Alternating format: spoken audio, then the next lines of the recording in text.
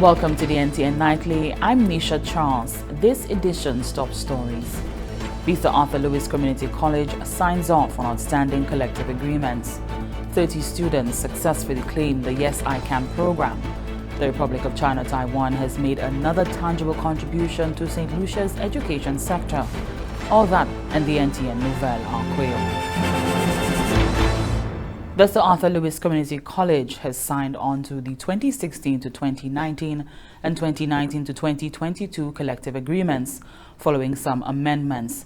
President of the Saint Lucia Teachers Union, Julian Monrose, said he is pleased with the outcome of the negotiation process. More on this report from Jelita Peter. The brief signing was held at the Sir Arthur Lewis Community College on November 26, 2019, involving the SALCC and its bargaining agencies, the Saint Lucia Teachers Union, SLTU, and the Civil Service Association, CSA.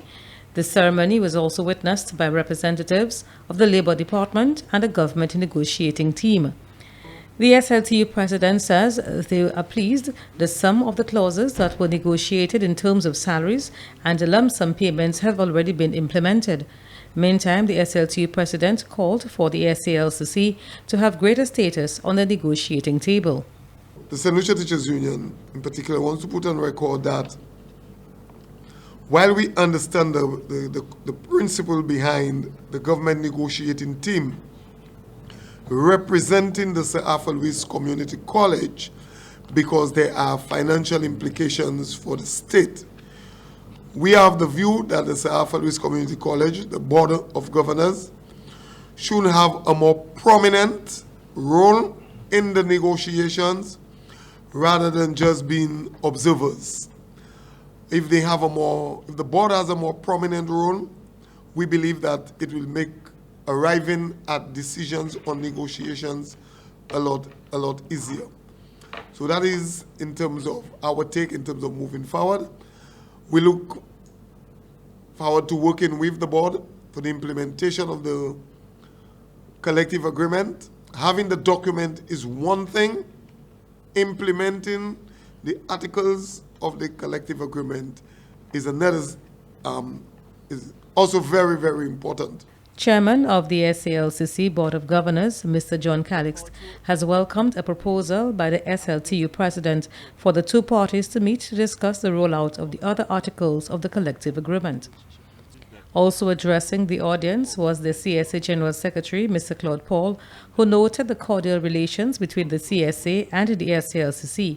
He said this relationship will be further cemented through some joint activities in the near future. This is said will augur well not only for the CSA membership at the SALCC, but the entire CSA membership. From the Department of the Public Service Communications Unit, Julita Peter reporting. The Division of Innovation in the Ministry of Education has closed off the pilot phase of a new initiative known as the Yes I Can program. On Sunday, 1st December, 30 adults and youth graduated from the program. The Yes I Can program is a youth and adult literacy program that has been implemented in over 30 countries and has impacted over 6 million people. The program uses numbers to teach reading and writing by engaging 65 lessons over a 4-month period. For the Department of Education, Innovation and Gender Relations, it was an opportunity to find a new driver for lifelong learning. Our dedication has been strong in bringing and facilitating the creation of new knowledge throughout the length and breadth of Saint Lucia. For the facilitators of this program, it was a rare occasion to contribute to the growth and development of their communities in a meaningful way. Whether engaged by the Department of Education, Innovation and Gender Relations, or as a volunteer through the Youth Service Corps, these 4 months has served as an exceptional period for them as they have been able to expand their portfolios and become more marketable as a youth in our island. The program was managed by the Innovation Division of the Department of Education, Innovation and Gender Relations. The minister responsible, Honorable Dr. Gail Rigobert, applauded the participants for completing the program. We know that there is now a new doorway to the world that previously was shut, was dark, and was meaningless because you could not navigate through it. and to enjoy all that the world has to offer. Today you can smile because I know there were neighbors, relatives, partners, children, co-workers who wondered whether you'd make it to this day. Smile because you did it. Collectively, there were 30 participants, 9 from ancillary canneries and 21 from Miku. Parliamentary Representative for Ancillary Canneries, Honorable Dominic Fede, expressed gratitude to the government of Cuba and to the participants for making the program a success. And in a real way, the people of canneries, the people of ancillary, and the people of Miku are feeling your commitment to humanity, your commitment to peoples of the developing world all over the globe.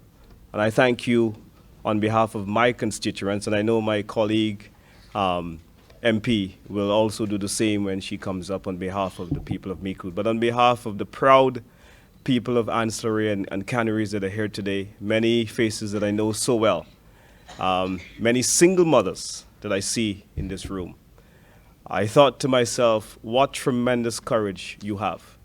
Ambassador of the Republic of Cuba to Saint Lucia, His Excellency Alejandro Simancas Marin, spoke of the new opportunities that will be afforded to the participants.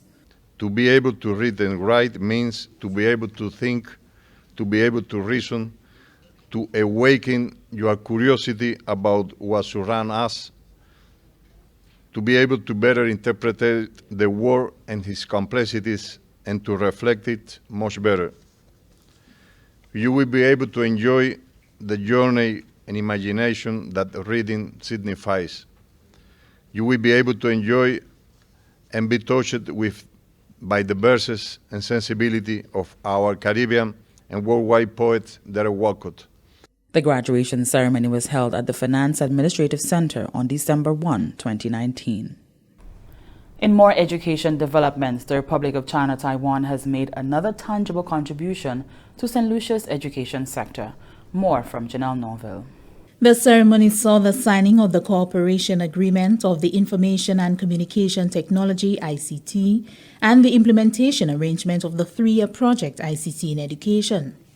Ambassador of the Republic of China Taiwan to Saint Lucia, His Excellency Douglas Shen, noting the importance of ICT in today's world, indicated that it can complement, enrich and transform education for the better. However, it is critical for teachers to learn how to apply ICT into their education program properly in order to improve students' problem-solving capabilities and academic performance. And the ICT education project is to facilitate teachers to teach their students how to use this key. In addition to providing ICT equipment for 5 selected primary and secondary schools in Saint Lucia, the ICT education project will focus on the capacity building for seed teachers to design courses, model, and apply ICT into their ordinary teaching program through a series of training workshops. For instance, we just had the STEM and the Digital Tech Career Showcase last week, followed by a Digital Education Leadership Workshop this week. They are initial but important steps to promote sharing and exchanges among teachers. Minister for Education, Innovation, Gender Relations and Sustainable Development, Dr. Gail Rigobert, described the occasion as a joyous one that reiterated the value of the friendship between the two countries. The ceremony, she said, is a very tangible step towards the realization of the full integration of ICT into education.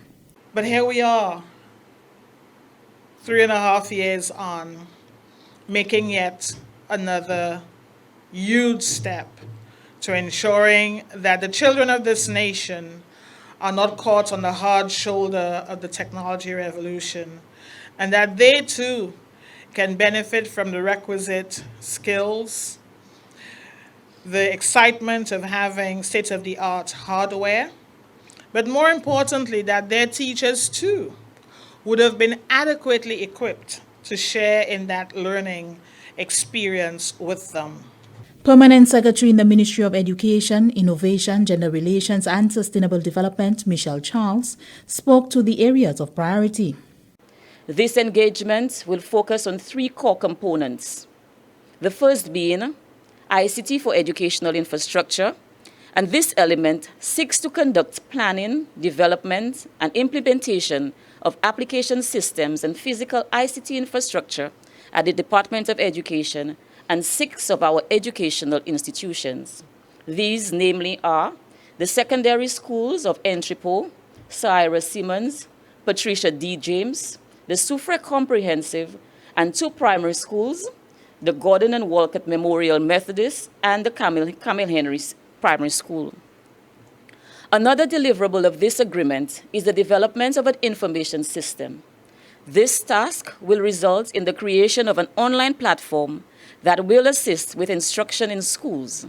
And the final component relates to ICT capacity building, where ICT education and training will be conducted to improve the quality of our human resource and increase the pool of our skilled labor. The government of Saint Lucia expressed gratitude to the people and the government of the Republic of China Taiwan. For the Government Information Service, I am Janelle Norville. The CARICOM Council, responsible for overseeing the operation of the single market and economy, tackled a full agenda at a recent meeting. Discussions centered on the substitution of plantation white sugar for refined sugar in manufactured goods in the region. More from Michelle Nurse. That discussion was part of a wider consideration on the need for a greater investment in regional productivity and manufacturing capabilities. Dominica's Foreign and CARICOM Affairs Minister, the Honorable Francine Barron, reminded her colleagues of the challenges that beset regional development. While we have agreed as a region to take action to become climate resilient, the funding to achieve that largely remains elusive and unavailable. Some of us have been graduated out of concessional development financing with no regard for our status as small, open, and vulnerable economies. And the de-risking policies of international banks threaten our commercial and trading viability, as well as the livelihood of many of our citizens who rely on remittances. Our attempts to diversify into areas such as financial services is under pressure from unfair and unjust blacklisting of some of our jurisdictions as non-cooperative tax jurisdictions, despite having found to be compliant by the relevant global bodies. We have seen also the recent challenges and threats to multilateralism. Minister Barron urged her colleagues to push through their deliberations with a mindset of compromise and the desire to get positive movements on outstanding matters. To do less, she said, would be to let down the people of the region. And this is the NTN Nightly. Do stay with us. With just one click, the internet connects people, businesses, and nations. Being connected can open a world of information and opportunities. You can get services and products of your choice much faster. From electronic financial transactions to connecting with family and friends. From being up to date with the latest news and information to learning new skills and acquiring academic qualifications. All from the convenience of your home or wherever you roam. Get connected today. This message is brought to you as a public service announcement by ECTEL, the NTRC, and this station.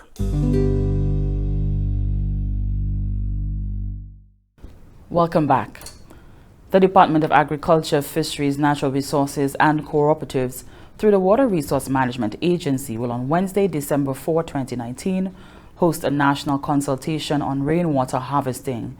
The event will take place at the V4 Comprehensive Secondary School in Larissus at 5:30 to 7:30 p.m.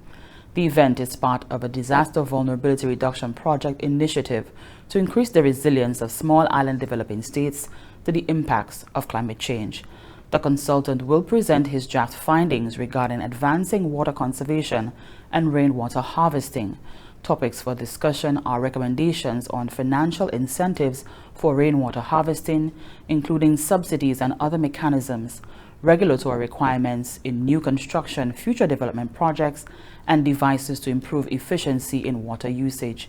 The contribution by participants to this discussion will aid in finalizing the final financial and economic analysis report, which captures the viewpoint from a wide gamut of key institutions, organizations, civil society, and the general public.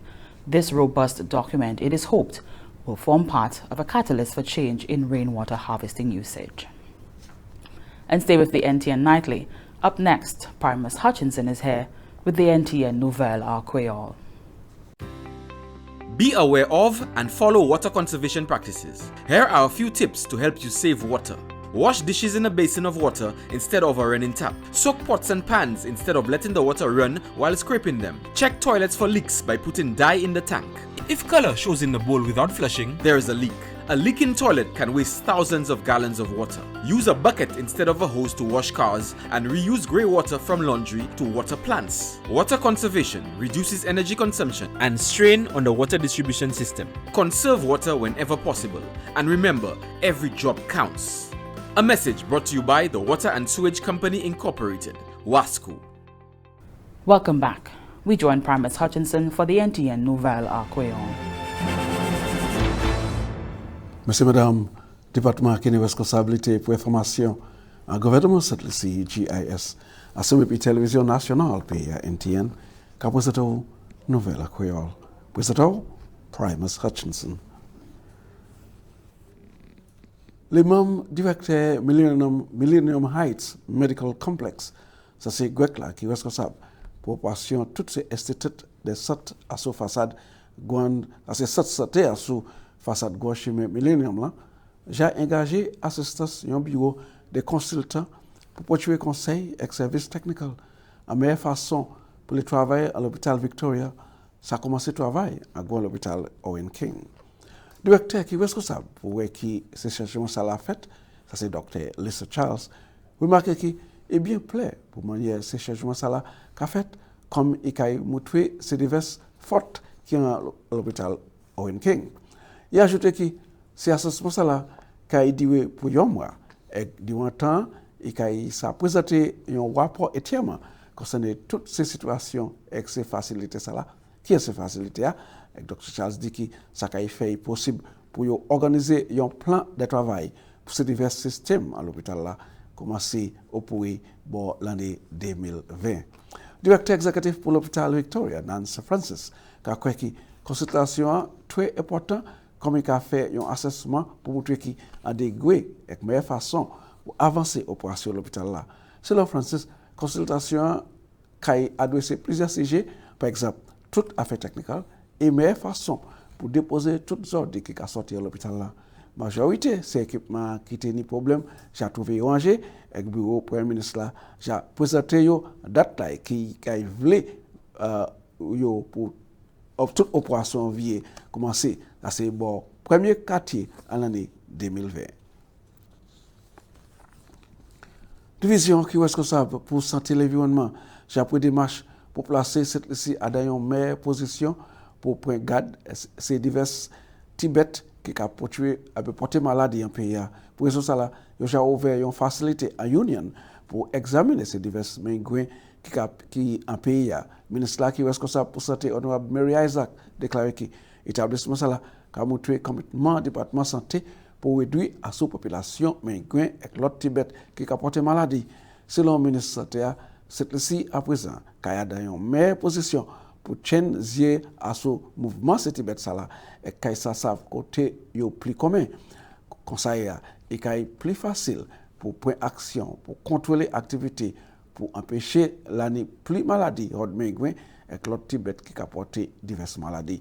Chef officier de santé et l'environnement Parker Ragnanan qui faciliter migrants ça qui a aidé pour développer et établir plus meilleur contrôle et management ces maladies là. Il dit aussi faciliter qui a fait possible pour amasser ces migrants au niveau de cette liste pour analyser et aussi pour déterminer ces différents wastes migrants et population et mais chimiques pour servir pour détruire.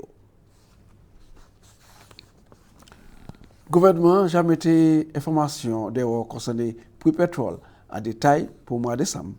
Prix gasoline et kérosène restent à même prix qu'avant. Prix diesel, LPG 22 et Yosa livre j'ai changé. C'est pour ça la venue officielle depuis le 1er décembre 2019. Gasoline restait en même prix, ça c'est $2 et 3 chlins 9 go dessous par litre et bien $13 et 1 chlin 12 go par gallon. Prix gasoline pas changé non plus, UST $1 ek 3 shilling 3 go deso par litre, eh bien $8 ek 6 go par gallon. Diesel réduit sorti $2 ek 3 shilling 11 go pour $2 ek 3 shilling 10 go par litre, eh bien $13 ek 1 shilling 6 go deso, eh bien $13 ek 1 shilling 2 go deso par gallon. Cylinder 20 livres là, roussé sorti $22 ek deso pour $22 ek 6 go par cylinder. Cylinder 22 livres là, roussé sorti $35 ek 2 shilling dessous pour $35 ek 2 shilling 6 go dessous par cylinder. Cylinder 100 livres là, roussé sorti $203 ek 3 shilling 8 go dessous pour $204 ek 1 shilling 9 go. L'autre annoncement à sous prix pétrole qui a fait lundi le 23 décembre 2019. Est-ce que ça nous a trouvé votre nouvelle là? Je vous remercie autant pour garder. Je vous avoir une invitation pour prochaine épisode encore si Dieu conserve la vie. Dans une présenter l'autre nouvelle en créole. À présent, je vais présenter Michel. Merci on Pill Primus. And here's a look at what's happening to us weather-wise. Fair skies occasionally becoming cloudy with a few scattered showers. The lower atmosphere